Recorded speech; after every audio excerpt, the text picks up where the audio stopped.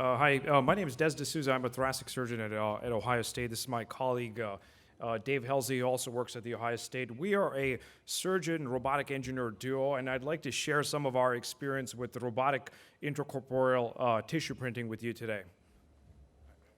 So what this slide is communicating is what is tissue engineering. So what you see on this left here is kind of the ideal for tissue engineering. Is that you would take cells from a patient.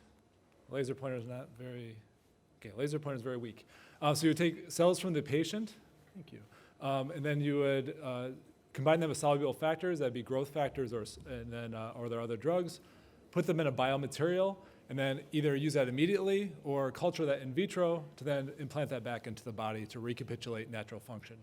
And so the aim for this is to close this gap between those who need donor tissue with the available donor tissue, usually through some sort of catastrophic event.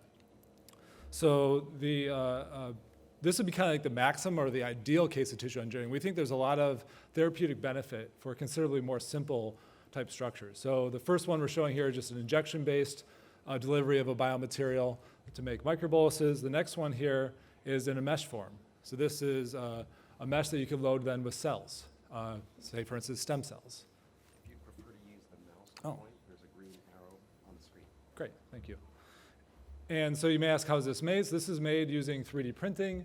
On the bottom left, you see our 3D printer in our lab building a mesh very much like this. I will note this is at real speed. So this is, can give you a sense of how fast this goes.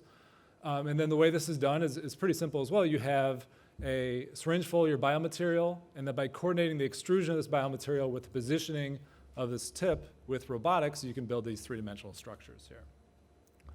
So tissue engineering, this is a compounded annual growth rate prediction of 35%, which is quite a robust growth expected for this, so that we find this very exciting and very compelling. And then I'll hand it back to Des here. So one of the problems we as minimally invasive surgeons face is that current tissue engineering therapeutics don't really integrate well with what we do as MIS surgeons. So I'm a robotic thoracic surgeon. I do a lot of hiatal hernia work. Some of you in the audience do a lot of groin hernias and ventral hernias. If you were to take a mesh, a lot of these constructs are built in an extracorporeal environment that you now have to put into a patient. And if you look at standard tissue engineering therapeutics, they're built on these giant machines about the size of a refrigerator that they often require a huge space and doesn't really fit well with what we do as MIS or robotic surgeons. So that's just a picture of one of our tissue engineering constructs in the lab right there. And so what we chose to do at Ohio State is, here's some more pictures of just constructs that we use, is try to use tissue engineering therapeutics and blend that with MIS. So we surveyed about 40 patients at Ohio State and other institutions. We got 24 respondents, and an overwhelming response is that we could take MIS surgery, be it robotics or laparoscopic, couple that with ideal tissue engineering therapeutics to be able to print mesh intracorporeally without having to add mesh into a patient. That would be ideal. Now we're quite away from there, but we're going to share some of our experience with you. There was other ideas out there, the ability to deliver VEGF, growth factors, or other cartilage or tissue engineering contexts, but overwhelmingly the ability to print mesh using a robot without undocking a robot or taking out a laparoscope was hugely appealing. So we kind of ran with that idea. So here's what we're working on right now. So this is a team of engineers, Dr. D'Souza, and also a collaborator in biomaterials at UCLA.